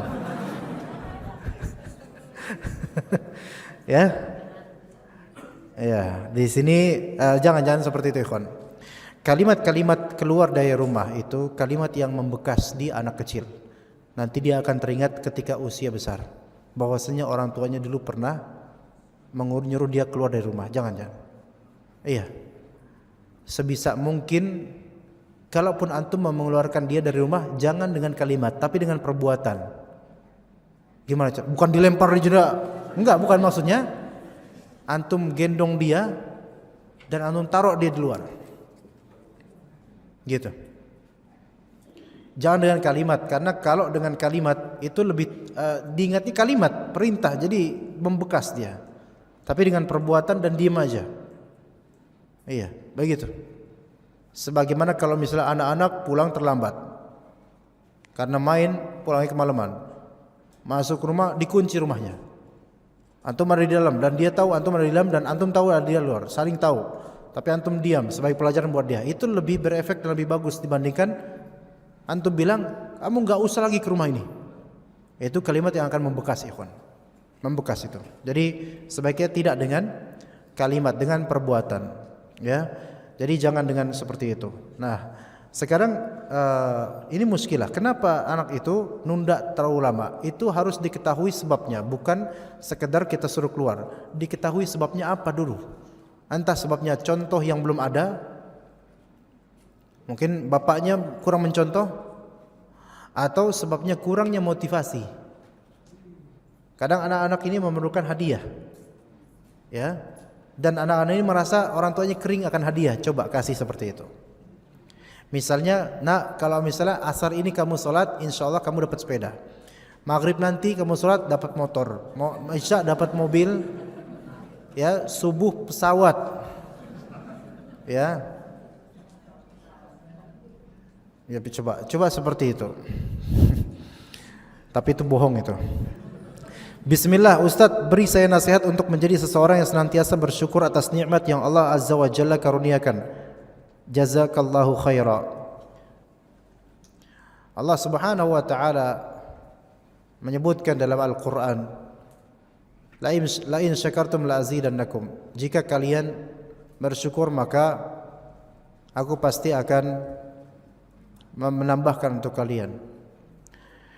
Dan ketahuilah, rasa syukur itu akan menjadikan kenikmatan itu tetap ada pada kita, bahkan berlimpah. Dan rasa syukur itu ada yang sifatnya qauli dan yang lebih penting adalah fi'li. Jadi rasa syukur itu ada di qalbi, qauli dan fi'li. Syukur qalbi yaitu yang ada di hati. Dia senang dengan apa yang Allah berikan. Kemudian qauli, dia mengucapkan alhamdulillah atas semisal itu. Atau fi'li, dan ini yang terpenting, yaitu dia melakukan ketaatan dengan apa yang Allah rizkikan padanya. Maka syukur yang tertinggi adalah syukur ketaatan. Syukur yang tertinggi adalah syukur perbuatan, yaitu dia melakukan ketaatan dengan apa yang Allah rizkikan untuknya. Maka ikhwah sekalian, di antara bentuk syukur adalah kita bertauhid dan merujuk pada segala situasi kepada Allah Subhanahu wa taala. Itu rasa syukur kita kepada ilmu tauhid atau dengan ilmu tauhid. Dan kemudian jangan lupakan setelah hablum minallah, hablum minnas, yang tertinggi yaitu birrul walidain. Maka seseorang belum teruji rasa syukurnya sebelum dia berbakti kepada kedua orang tuanya. Dia belum teruji rasa syukurnya sebelum dia berbakti kepada kedua orang tuanya. Barang siapa yang berbakti kepada gurunya, berbakti pada anak istrinya, berbuat ihsan kepada tetangganya dan teman majelisnya, namun dia mendurhakai orang tuanya, maka dia belum disebut seorang syakir. Dan Allah tidak pernah berterima kasih kepada orang yang berdurhaka kepada orang tuanya. Maka dua hal tersebut, bersyukur dengan tauhid dan bersyukur dengan birrul walidain. Maka barang siapa yang menegakkan keduanya, yaitu syukur dengan tauhidnya kepada Allah dan bersyukur dengan baktinya pada kedua orang tua, maka Allah Subhanahu wa taala akan melapangkan jalan hidupnya, meluruskan jalan untuknya dan memberi hidayah kepadanya senantiasa insyaallah. Baik, kemudian Masya Allah. Assalamualaikum Ustadz O'ot. Ya, Masya Allah. Apakah kitab Tanbihul Ghafilin Imam Ghazali bisa dijadikan sebagai kitab rujukan bagi kita? Anda sarankan kitab yang lain, ya. Wallahu a'lam. Assalamualaikum warahmatullahi wabarakatuh. Ustadz, berkaitan dengan rezeki, apakah musibah yang terjadi secara nasional atau dunia seperti satu, banjir besar seperti awal Januari lalu, dua, virus corona yang tengah melanda dunia? No, enggak melanda dunia. Depok enggak ada, jadi enggak termasuk, ya. Juga termasuk rezeki bagi umat manusia. Musibah ini rezeki. Nabi SAW dalam hadis riwayat Aisyah radhiyallahu anha menyebutkan tentang masalah ta'un, virus, wabah, bahwa ta'un ini adalah bencana untuk orang-orang kafir, dan itulah memang, ya kan? Kalau saya mau bicara tentang virus corona dan musibah ini bisa panjang, tapi ini waktunya pendek. Kemudian kata Rasulullah SAW, sesungguhnya virus tersebut, ta'un, wabah, bagi orang mukmin adalah kenikmatan. Gimana itu? Ketika orang mukmin tersebut yang terkena virus tersebut, dia menyatakan bahwasanya tidak ada yang menimpa dirinya melainkan apa yang sudah Allah takdirkan. Dia bersabar dan dia berihtisab. Ihtisab yaitu nyari pahala dengan penyakit ini. Maka kata Rasulullah SAW, maka ketika dia mati, dia semanzilah dengan matinya syuhada, orang yang syahid. Itu seperti itu. Dan wallahu alam sepertinya muslim enggak ada yang kena insyaallah. Yang kena orang-orang kafir.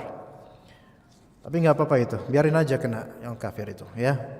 Ya syukur-syukur setelah kena taubat masuk Islam kan enak Pak ya. Iya. Bismillah. Ustaz, bagaimana agar kita tidak kufur nikmat dan selalu bersyukur? Tadi udah ana jawab semisal itu. Bismillahirrahmanirrahim. Assalamualaikum warahmatullahi wabarakatuh. Waalaikumsalam warahmatullahi wabarakatuh. Jika kita berikhtiar mendapatkan rezeki yang halal namun masih ada kekhawatiran adanya terselip sumber yang tidak halal, bagaimana cara kita bisa mengetahui rezeki yang kita dapatkan seutuhnya halal? Kekhawatiran tersebut itu bagus. Namun jangan sampai kekhawatiran tersebut kalau tidak terbukti bahwasanya ada sisipan yang haram, janganlah kekhawatiran tersebut merepotkan dia. Ya begitu. Tapi kalau misalnya memang ada indikasi haramnya hartanya sebagiannya, maka hendaklah dia memberinya kepada orang-orang fakir miskin. Apakah ta'adud termasuk rezeki atau takdir? Allahul musta'an. Apa ta'adud itu apa ikhwan? Apakah poligami termasuk rezeki atau takdir? Iya. Termasuk rezeki dan takdir. Iya. Gitu. Poligami maksudnya ta'adud poligami. Poligami itu rezeki atau takdir, ikhwan? Takdir bagi perempuan, rezeki bagi laki-laki. Mana yang benar? Bagi ustaz itu rezeki dan takdir. Makanya jadilah ustaz. Jadi mindsetnya enak itu. Poligami itu termasuk rezeki dan takdir. Termasuk rezeki karena di dalamnya ada kenikmatan. Termasuk takdir karena keterjadiannya pasti Allah takdirkan. Tetapi tidak semua rezeki itu kemudian disyukuri. Atau tidak semua rezeki itu ditempuh dengan jalan yang benar. Sehingga ada kalanya rezeki tersebut bisa menjadi bala buat dia. Kalau dia tidak benar caranya. Bismillah. Dabar mana kuat? Babar mana kuat?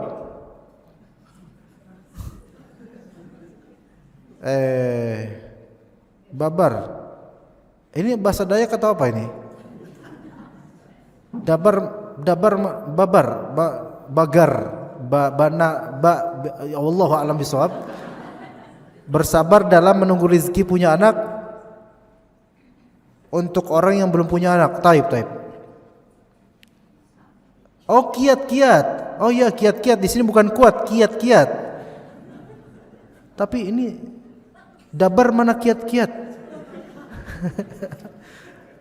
Masya Allah. Bersabar, mungkin sabar kali ya ini. Mungkin pas lagi nulis disenggol sama temannya ya. Bersabar dalam menunggu rezeki punya anak untuk orang yang belum punya anak. Anda sebenarnya untuk yang belum punya anak, padahal sudah bertahun-tahun menikah. Wallahu a'lam. Sebenarnya anak pribadi berharap dilapangkan dada istrinya untuk mendapatkan madu gitu. Supaya lebih manis hidupnya. Iya. Kenapa gitu ya? Kok ada suara ringtone gimana tadi itu? Itu tadi ada miss call tadi, ada miss call. Tapi anak nggak enak mau ngomong kayak gitu. Cuman udah terlanjur tadi ngomongnya. Ya jadi ya udahlah. Kalau bisa ya dia nikah lagi dan mudah-mudahan dengannya punya anak. Atau kalau ternyata divonis ternyata yang mandul adalah laki-lakinya, suaminya, maka tetap nasihat anak sama. Semoga istrinya dilapangkan hatinya agar suaminya agar punya madu, yaitu janda yang sudah punya anak. Ini Ustadz kok maksa banget sih supaya suami saya gini. Saya nggak maksa, kan saya nggak ngapa-ngapain, cuma nasihatin doang. Saya pun nggak tahu nih siapa ya. Tadi yang istighfar siapa ya? Yang istighfar siapa? Yang alhamdulillah siapa? Saya nggak tahu. Ya, jadi saya netral kok. Saya netral, tenang aja. Saya nggak bela kubu manapun. Ya, jadi tenang aja. Saya hanya membela mana yang hak gitu loh. Karena memiliki anak itu indah. Dan suami ini barangkali dia sangat menginginkan anaknya. Nah, kesalahan sebagian mindset dari perempuan, pokoknya mas, kamu yang mandul. Aku tidak. Ya masih bilang udahlah daripada saya mandul sendiri kita sama-sama mandul lah gitu. Udah pokoknya nggak usah punya anak nggak apa-apa. Ikhwan, laki-laki itu rata-rata mereka juga pengen punya anak. Mereka pengen punya nama yang kemudian apa? Ternisbatkan padanya. Dan dia pengen menafkahi dan selama ini cuma kamu doang sayang yang aku nafkahi, anak pengen lebih banyak lagi yang saya nafkahi. Maka istrinya kadang-kadang bilang pilih aku atau dia. Maka kemudian suaminya kan ahli usul fiqih, katanya suaminya al-jam'u muqaddamun 'ala tarjih, yaitu mengkolaborasikan menjamak itu lebih baik daripada membelah salah satu. Jadi yang afdol menjamak. Maka kalau ada opsi yang A poligami, B ta'addud, C bermadu, maka pilih semua itu. Assalamualaikum. Waalaikumsalam warahmatullahi wabarakatuh. Apa dasar argumen Mu'tazilah yang mengatakan bahwa rezeki adalah sesuatu yang didapat dari yang halal? Tolong nanti yang nanya ini mudah-mudahan enggak nyesel nanya sama orang kayak ana ya. Mudah-mudahan yang tadi itu isinya ta'adud saja, enggak. Ini karena emang itu yang terbaik insyaallah buat dia. Dasar argumen Mu'tazilah mengatakan bahwa rezeki adalah hal yang halal saja. Karena Mu'tazilah ini memegang prinsip tauhid atau adl versi pikiran mereka. Bahwasanya bagi mereka takdir Allah Ta'ala itu yang baik saja. Adapun yang buruk bukan dari Allah. Yang buruk adalah dari manusia itu sendiri. Allah Ta'ala tidak punya takdir yang buruk terhadap makhluk. Ini konsep yang sebenarnya kelihatannya benar, tapi maksudnya salah, ikhwan. Jadi hal-hal dan kejadian yang buruk itu semua bukan dari Allah. Itu memang tercipta begitu saja, gitu. Nah, sekarang rezeki yang halal itu jelas dari Allah karena itu halal. Allah hanya menciptakan yang baik-baik saja. Sedangkan yang buruk-buruk itu memang dari manusianya. Hanya dari manusianya. Maka rezeki yang halal ini bukan dari Allah. Rezeki yang haram ini, yang haram bukan dari Allah, melainkan dia dari manusia itu sendiri, unsur kemanusiaan diri sendiri. Dengan ikhtilaf di antara Mu'tazilah tentang pembahasan mereka. Tapi itu sebabnya, yaitu bahwasanya mereka berusaha mensucikan Allah Ta'ala dari keburukan. Tetapi konsep mereka tidak mengikuti jalur salaf.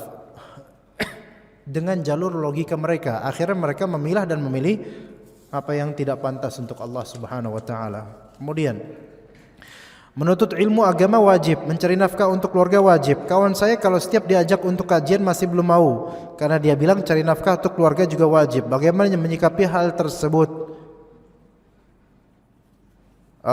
Biasanya yang seperti ini lagi-lagi mindset, karena kajian itu seringkali tidak berbenturan dengan jadwal nyari nafkahnya dia. Jadi memang mindset saja. Terus bagaimana mengubahnya? Mengubahnya adalah tadi kaidah yang buat poligami bisa tuh. Al-jam'u muqaddamun 'ala at-tarjih. Menggabungkan dua kewajiban ini lebih baik daripada hanya mengamalkan salah satunya. Maka gabungkan dua hal ini. Sekarang kita lihat, salat wajib enggak? Wajib. Zakat wajib enggak? Wajib. Apakah setiap waktu kita salat? Enggak. Setiap waktu kita zakat? Enggak. Begitu pula dengan nuntut ilmu dan juga nafkah.